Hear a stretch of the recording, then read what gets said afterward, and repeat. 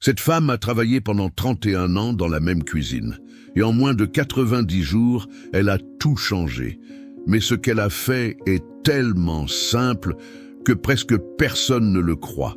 Vous avez déjà eu ce moment où vous regardez vos mains et vous ne les reconnaissez plus.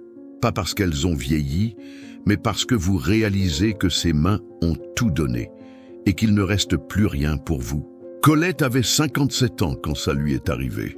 Un mardi matin, dans les transports en commun, coincée entre deux inconnus, avec ses chaussures qui faisaient mal depuis des années parce qu'elle n'avait jamais pris le temps d'en acheter de nouvelles. Pas par manque d'argent, par habitude, l'habitude de se mettre en dernier. Elle avait les mains posées sur ses genoux et elle regardait ses doigts abîmés, ses ongles courts, les petites crevasses que le froid de novembre avait creusées dans sa peau. Et pour la première fois depuis longtemps, une pensée lui a traversé l'esprit avec une clarté brutale.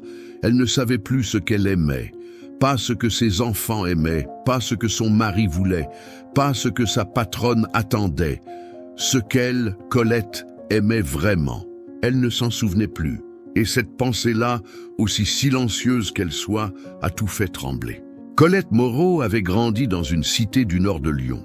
Troisième enfant d'une famille de 5, dans un appartement trop petit où l'on apprenait très tôt à ne pas prendre trop de place. Sa mère lavait des draps dans une blanchisserie industrielle. Son père travaillait sur les chantiers. Les deux rentraient épuisés et silencieux. Colette avait appris à observer plutôt qu'à demander. À 19 ans, elle avait commencé à travailler comme aide de cuisine dans une maison de retraite du quartier. Elle était rapide, fiable, discrète. Les résidents l'aimaient. La directrice l'appréciait. On ne lui avait jamais proposé de promotion, mais on lui avait toujours renouvelé son contrat. Et ça, à l'époque, lui avait semblé suffisant. Elle s'était mariée à 24 ans avec Gérard, un homme calme qui travaillait dans la logistique. Ils avaient eu 2 enfants, Mathieu, qui vivait maintenant à Bordeaux, et Lucie, qui avait ses propres problèmes et appelait rarement. Pendant 31 ans, Colette s'était levée à 5h30 du matin. Elle avait préparé des centaines de milliers de repas.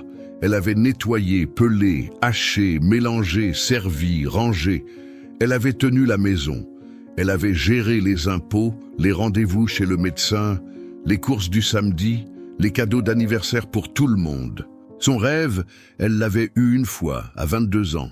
Apprendre la pâtisserie, vraiment l'apprendre, pas pour travailler dans une boulangerie, mais pour le plaisir, pour le geste précis, pour l'odeur, pour la fierté tranquille de sortir quelque chose de beau d'un four. Elle en avait parlé une fois à Gérard. Il avait dit que c'était une belle idée.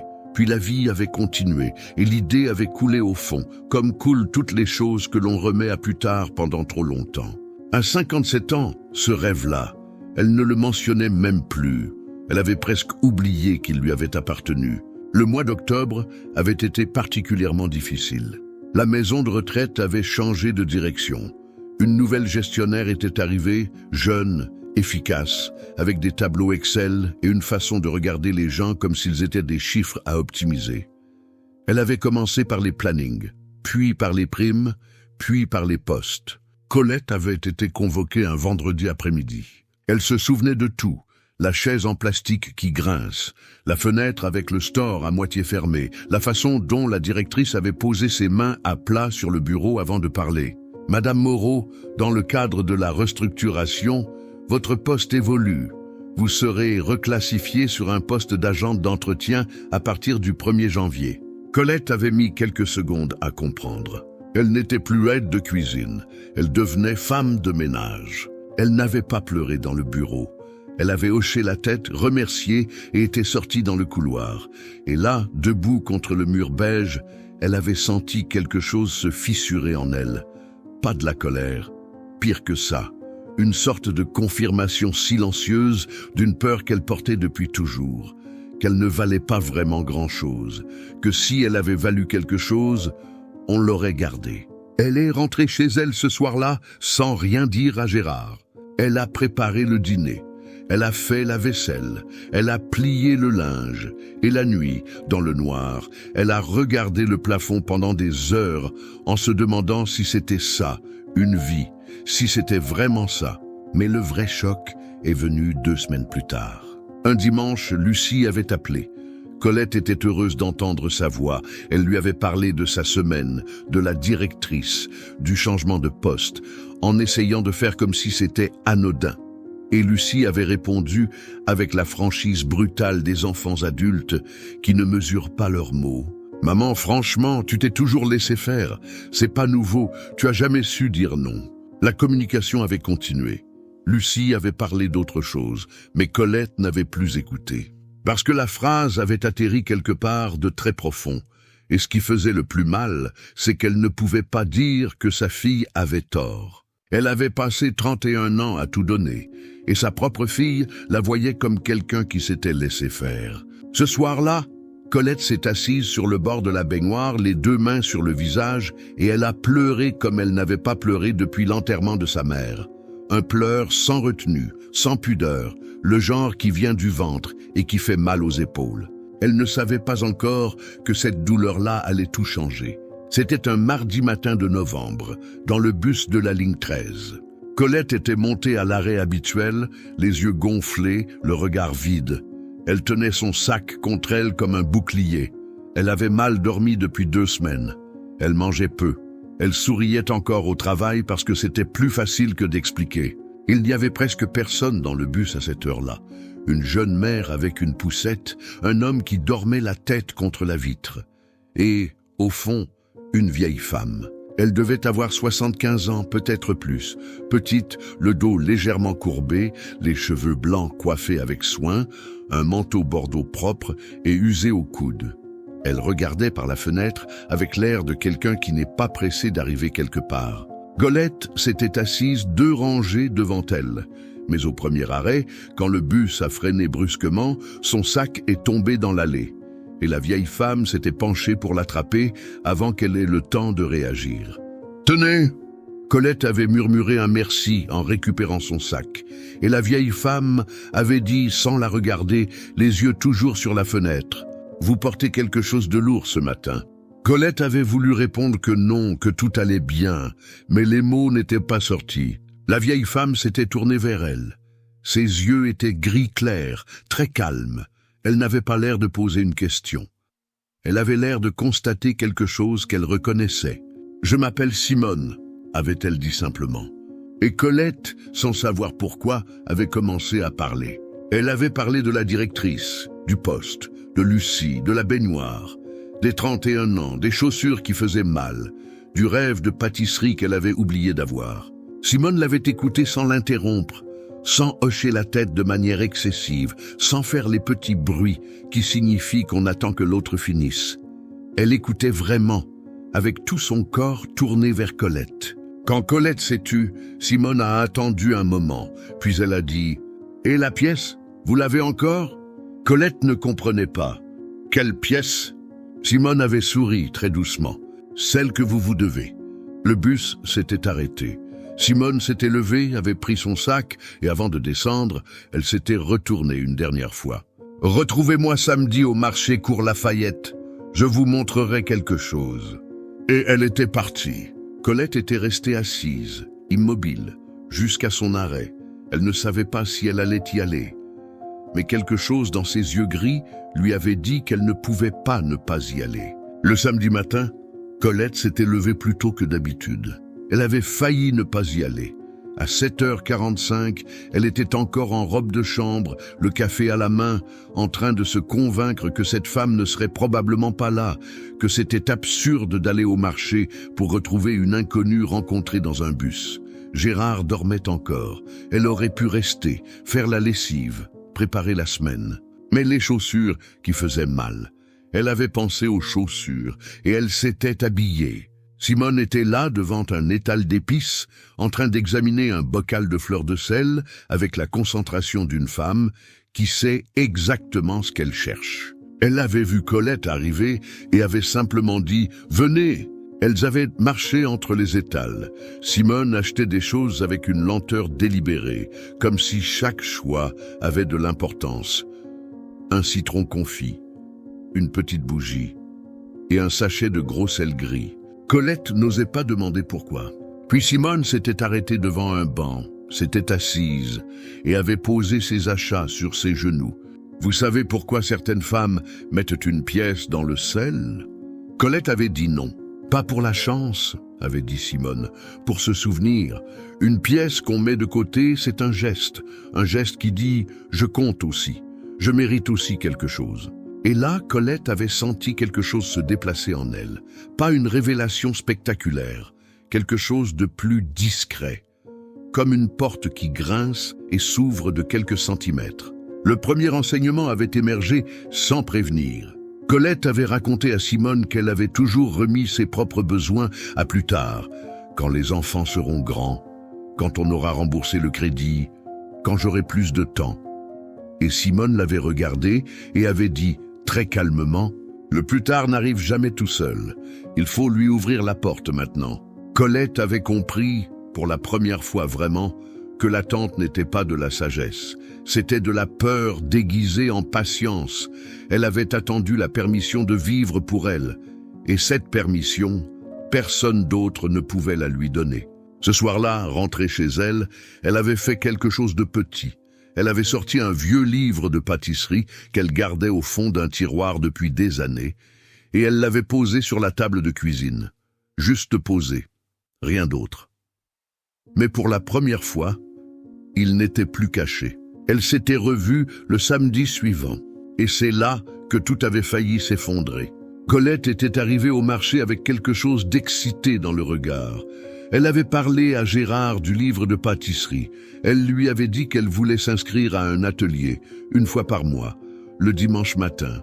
Pas cher, 2 heures, juste pour elle. Gérard avait levé les yeux de son journal et avait dit « Et le déjeuner du dimanche ?» Pas avec méchanceté, sans méchanceté. C'était ça qui faisait le plus mal. Il n'avait même pas compris que c'était une question importante. Pour lui, c'était un problème logistique. Pour elle, c'était toute sa vie. Elle avait dit à Simone ce qui s'était passé et Simone n'avait pas répondu tout de suite. Elle avait regardé les gens passer dans l'allée du marché, puis elle avait dit « Quand on commence à exister pour soi, les autres ne savent pas quoi faire de ça, parce qu'ils n'avaient pas prévu que vous changiez. » Et là, le deuxième enseignement avait frappé comme un coup de poing froid. Ce n'était pas que Gérard était indifférent. C'est que Colette avait construit pendant 30 ans un système dans lequel elle n'existait pas pour elle-même. Et en changeant, elle dérangeait un équilibre que tout le monde, autour d'elle, trouvait confortable. Sa disparition à elle avait rendu la vie de tout le monde plus facile. Et ça, c'était une vérité que personne ne lui avait dite, que personne ne voulait lui dire, parce que c'était trop inconfortable à entendre. Colette était rentrée chez elle ce samedi-là avec quelque chose de différent dans la poitrine, pas de la colère, quelque chose de plus froid et de plus solide, une lucidité. Elle s'était inscrite à l'atelier de pâtisserie le soir même. 3 semaines plus tard, le vrai choc était arrivé. L'atelier se passait bien. Colette avait les mains habiles, l'instinct de la cuisine, et pour la première fois depuis des années, elle rentrait chez elle avec quelque chose sur le visage qu'elle n'avait pas eu depuis longtemps, de la légèreté. Mais le dimanche suivant, Mathieu avait appelé depuis Bordeaux. Il avait appris pour l'atelier par Lucie et il avait dit avec toute la bonne volonté du monde « Maman, c'est bien que tu fasses quelque chose pour toi, mais tu fais attention quand même, hein? Papa gère pas super bien tout seul. » Et Colette avait compris, dans cet instant précis, que sa transformation dérangeait même ceux qui l'aimaient. Pas par malveillance, par habitude. Parce qu'elle avait été si longtemps le centre invisible de tout, que le moindre mouvement de sa part créait un vide que personne ne savait combler. Elle avait failli abandonner l'atelier ce soir-là, vraiment failli. Elle avait même sorti son téléphone pour envoyer un message d'annulation. Et puis elle avait pensé à la pièce dans le sel, ce geste minuscule, ce geste qui dit « je compte aussi ». Elle n'avait pas envoyé le message. Le 3e enseignement était venu de là, de ce moment sur le canapé, avec le téléphone dans la main. Elle avait compris que changer coûte quelque chose, pas de l'argent, du courage. Et que le prix du courage, c'est précisément l'inconfort de ceux qu'on aime. Ce n'est pas qu'ils ne nous aiment pas, c'est que notre immobilité leur était devenue nécessaire. Exister pour soi-même, ce n'est pas trahir les autres, mais ça ressemble à une trahison au début, et il faut tenir malgré cette ressemblance. Le quatrième enseignement, Colette ne l'avait pas reçu de Simone. Elle l'avait compris seule, un mardi soir de décembre, dans la cuisine de la maison de retraite, en train de préparer les plateaux du soir avec sa nouvelle collègue de l'entretien, une femme de 40 ans qui s'appelait Rachida. Rachida avait regardé Colette et lui avait demandé « Comment tu fais pour avoir l'air aussi tranquille? Ça fait des semaines que tu as changé quelque chose. » Et Colette s'était arrêtée, la louche à la main, et avait réfléchi. Elle avait dit, après un long silence, « J'ai arrêté de demander la permission. » Et en disant ça à voix haute, elle avait compris que c'était vrai. Pendant des décennies, elle avait attendu que quelqu'un lui dise que ses désirs méritaient d'exister, que son repos était légitime, que son rêve valait la peine. Et cette permission n'était jamais venue, parce que personne autour d'elle n'avait le pouvoir de la lui donner. Cette permission-là ne peut venir que de l'intérieur. Les choses n'avaient pas changé du jour au lendemain. Ça ne fonctionne pas comme ça. Décembre avait été difficile. Les fêtes de fin d'année avaient ramené les vieilles habitudes, le déjeuner de Noël à organiser, les cadeaux à trouver pour tout le monde, la maison à préparer. Et Colette avait failli glisser en arrière, failli redevenir la femme invisible de novembre. Mais elle avait gardé l'atelier du dimanche, même le dimanche avant Noël. Elle était partie 2 heures et Gérard avait réchauffé lui-même la soupe. Et le monde n'avait pas pris feu. En janvier, elle avait fait quelque chose de symbolique que Simone lui avait suggéré le dernier samedi de décembre.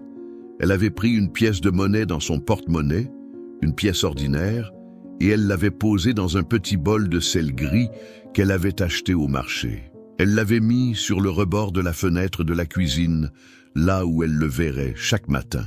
Pas de la superstition.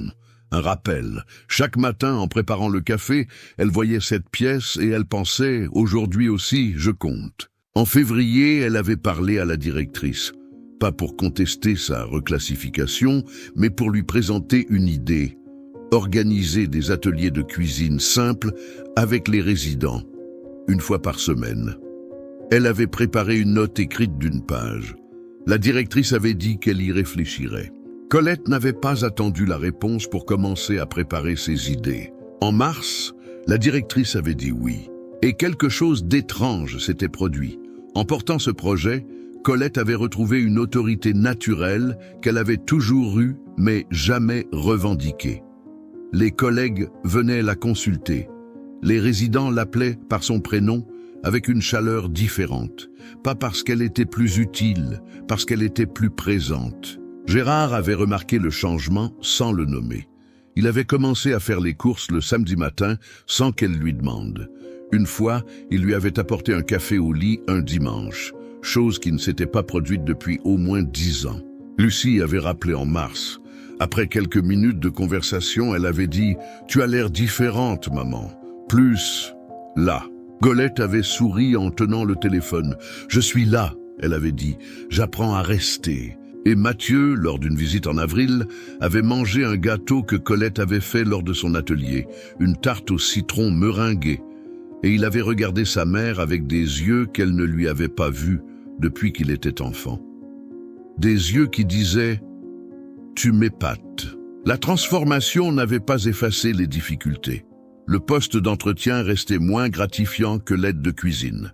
Les fins de mois étaient toujours serrées. Gérard n'était pas devenu un autre homme. La vie n'était pas devenue parfaite. Mais Colette, elle, était devenue entière. C'était un vendredi soir d'avril, dans le vestiaire de la maison de retraite. Rachida était assise sur le banc, les chaussures encore aux pieds, le regard fixé sur le sol. Elle n'avait pas bougé depuis que Colette était entrée. Colette s'était arrêtée. Elle avait reconnu quelque chose dans cette immobilité. Elle l'avait portée elle-même pendant des années. Elle s'était assise à côté de Rachida sans rien dire d'abord. Rachida avait fini par parler. Son mari voulait qu'elle arrête de travailler pour s'occuper de sa belle-mère malade. Elle avait dit oui, parce qu'elle ne savait pas comment dire autre chose. Et maintenant, elle regardait ses chaussures et elle se demandait si c'était ça, une vie. Colette l'avait écoutée. Vraiment écoutée, avec tout son corps tourné vers elle. Quand Rachida s'était tue, Colette avait attendu un moment. Puis elle avait ouvert son sac et avait sorti une petite pièce ordinaire. Elle l'avait posée dans la paume de Rachida. Rachida avait regardé la pièce, puis Colette. « Qu'est-ce que c'est ?» « Un rappel, » avait dit Colette, « pour que tu te souviennes que tu comptes aussi, pas à la place des autres, avec eux. » Rachida avait refermé la main sur la pièce. Elles étaient restées silencieuses un moment. Puis Colette avait dit doucement « Tu n'as pas à choisir entre aimer les autres et exister. Quelqu'un m'a dit ça il y a quelques mois, je n'y croyais pas encore. Mais c'est vrai. » Rachida avait levé les yeux. Elle avait les larmes au bord, mais elle ne pleurait pas. Et comment on fait ? Colette avait pensé à Simone, au bus de la ligne 13, au marché court Lafayette, à la pièce dans le sel. Elle avait répondu avec la seule phrase qui lui semblait vraie. On commence par un geste minuscule, juste un, et on ne demande la permission à personne. Ce soir-là, en rentrant dans le bus, Colette avait regardé par la fenêtre et elle avait pensé à Simone. Elle ne l'avait pas revue depuis février. Elle ne savait pas si elle la reverrait. Mais elle portait quelque chose de Simone en elle, dans la façon d'écouter, dans la façon de s'asseoir à côté de quelqu'un sans dire trop de mots. Et elle avait compris que c'est comme ça que les vraies choses se transmettent. Pas dans des discours, dans des gestes simples, dans une pièce posée dans une main. La dernière phrase de Simone, elle y repensait souvent. Elle l'avait dite le dernier matin au marché, en remettant son foulard avant de partir dans la foule. Ce que vous enfouissez dans le sel, c'est pas une pièce. C'est la promesse que vous vous faites à vous-même. Et les promesses qu'on se tient, elles changent tout. Est-ce qu'il vous est déjà arrivé de regarder vos mains et de vous demander depuis combien de temps vous vous avez oublié? Pas parce que vous n'étiez pas là, parce que vous étiez tellement là pour tout le monde que vous n'aviez plus de place pour vous-même. Colette avait 57 ans quand elle a compris ça. Et en moins de 90 jours, pas en changeant de vie du jour au lendemain, mais en posant un geste minuscule chaque matin, elle a commencé à exister pour elle-même. Pour la première fois depuis des décennies. Ce n'est pas une histoire sur l'argent. Ce n'est pas une histoire sur les rituels. C'est une histoire sur la permission que personne ne peut vous donner, sauf vous. Alors aujourd'hui, je vous pose une question simple. Quel est le geste minuscule que vous pouvez faire aujourd'hui, rien que pour vous? Pas demain, pas quand les enfants seront grands, pas quand vous aurez plus de temps. Aujourd'hui. Commentez ici en bas, jour 1, et dites-moi ce que vous allez faire aujourd'hui rien que pour vous. Ça peut être 5 minutes de silence, un café chaud sans regarder votre téléphone, un livre que vous avez envie de lire depuis longtemps. Peu importe, je veux lire chaque commentaire. Et si vous connaissez une femme qui a oublié qu'elle comptait, partagez cette vidéo avec elle. Pas pour lui donner un conseil, juste pour lui dire, sans mots, toi aussi, tu mérites d'exister. Merci d'être là, vraiment. Vous n'avez pas besoin de permission, vous l'avez déjà.